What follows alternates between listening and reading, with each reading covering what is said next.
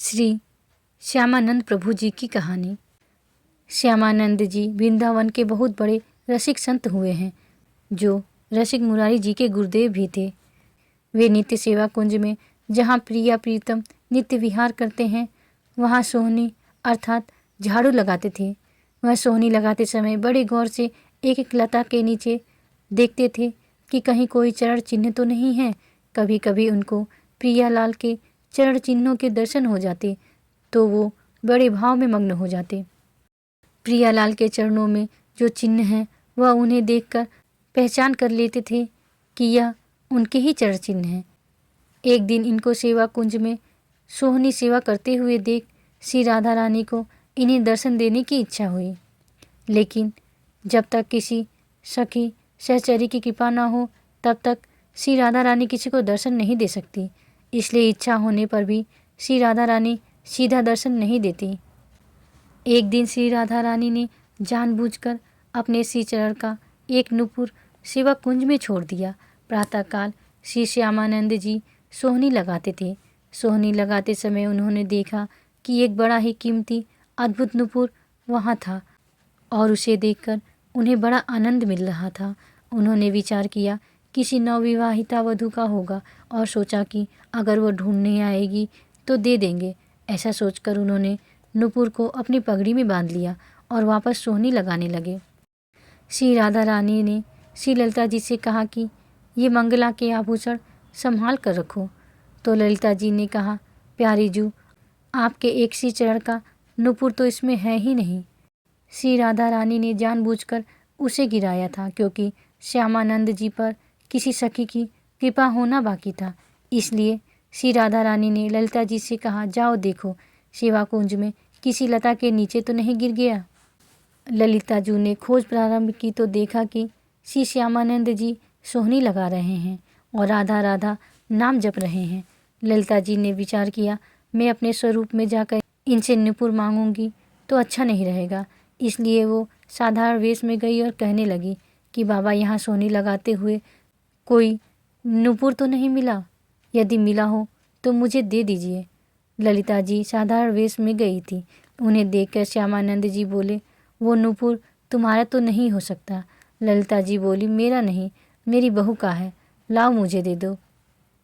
बाबा बोले, नहीं, मैं ऐसे तुम्हें नुपुर नहीं दे सकता। यदि यह नुपुर तुम्हारी बहू का है तो पहले दूसरा नुपुर दिखाओ। अगर वही हुआ तो अभी दे दूंगा, अगर नहीं दिखाया तो नहीं दूंगा। बाबा को अंदर ही अंदर आनंद हो रहा था कि इस नुपुर में कुछ तो विशेष है, क्योंकि इसकी खोज हो रही है। उन्हें ललिता जी से बात करके अपार आनंद भी मिल रहा था। वो समझ गए कि ये कोई साधारण व्यक्ति नहीं है, ये कोई दिव्य व्यक्ति है जो अपने वेश को छिपाए हुए है। ललिता जी बोली, अरे ना बाबा, तू मुझे ही दे दे। बाबा मना करने लगे, नहीं नहीं, मैं आपको दे दूंगा।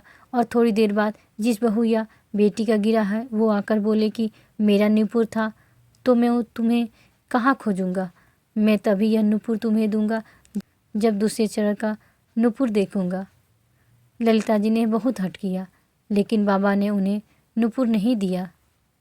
ललिता जी ने आकर श्री राधा से बात की तो श्री जी ने कहा, सखी, अब तो मुझे ही जाना होगा, क्योंकि बाबा बहुत जिद्दी है और देखो ये रोज़ मेरी कुंज की सोहनी सेवा करते हैं।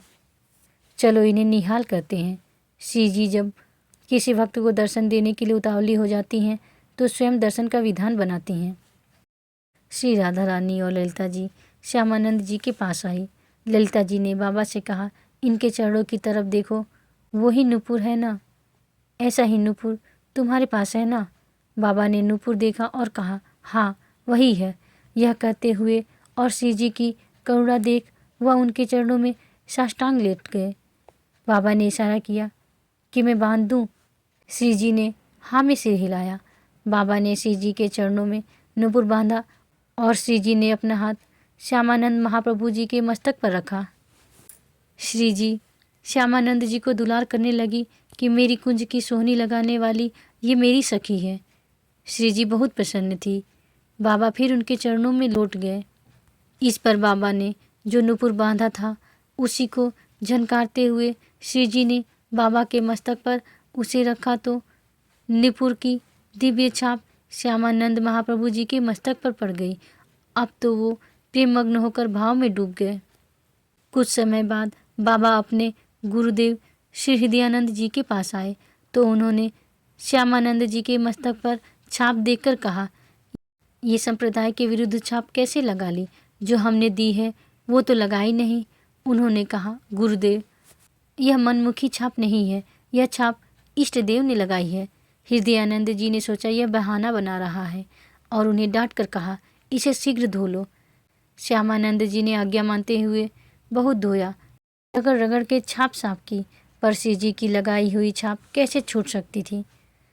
हृदयानंद जी ने समझा कि उन्होंने ठीक से नहीं धोया और बोले, इधर आओ। और उन्होंने रगड़ रगड़ के इतना घिसा कि श्यामानंद जी के मस्तक से रक्त निकलने लगा, लेकिन छाप फिर भी नहीं छूटी।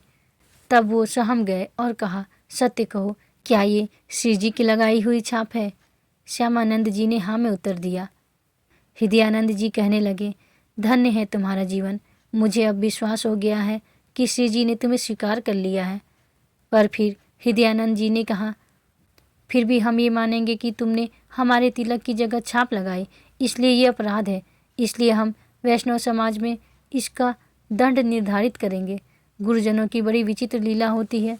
श्यामानंद जी के हृदय में आया कि गुरुदेव, आपकी कृपा से ही तो मुझे श्री जी ने सहचरी भाव दिया है और यह छाप लगाई है।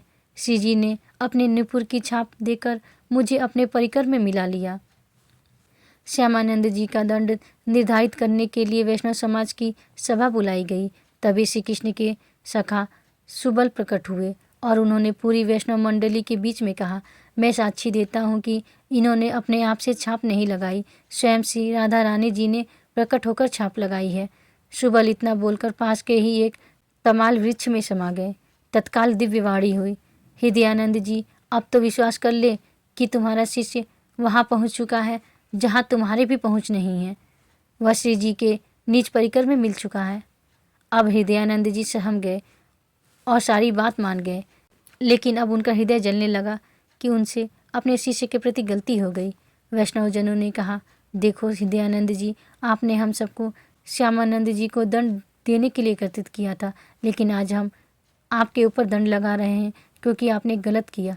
अपने शिष्य के माथे को इतना रगड़ा कि मस्तक से रक्त प्रवाह होने लगा और वह कहते रहे कि छाप श्री जी ने ही लगाई है। फिर भी आप नहीं माने। आखिर तमाल वृक्ष से सुबल सखा को प्रकट होकर गवाही देनी पड़ी और अब दिव्यवाणी भी हुई है। हम आपको क्षमा नहीं करेंगे। इसके प्रायश्चित के लिए आप 12 दिनों तक संतों का भंडारा करवाएं और अखंड कीर्तन एवं भगवत चर्चा करवाएं। यही आपका दंड है। उस दिन से ही हृदयानंद जी के यहाँ दंड उत्सव मनाए जाने की प्रथा शुरू हुई। श्यामानंद जी तत्काल समस्त वैष्णवजनों के समक्ष खड़े हुए और उन्होंने हाथ जोड़कर कहा कि गुरुदेव को जो दंड दिया गया है उसे मैं स्वीकार करता हूँ। आज से दंड उत्सव मैं करूँगा। यह मेरा अहोभाग्य है और शायद गुरुदेव यही करवाना चाहते थे, इसलिए इन्होंने यह लीला की। इससे हम यह देख सकते हैं कि शिष्य में अब भी अपने गुरु के प्रति दोष नहीं आया। वहाँ उपस्थित वैष्णवजनों ने कहा, धन्य हो तुम श्यामानंद जी, धन्य है तुम्हारी गुरु भक्ति। यह कहकर संतों ने श्यामानंद जी को स्वीकृति दे दी। श्यामानंद जी ने बड़े उत्साह से 12 दिनों तक उत्सव मनाया। यद्यपि वह दंड एक बार के लिए था, पर उसे प्रतिवर्ष मनाया जाने लगा। राधे राधे।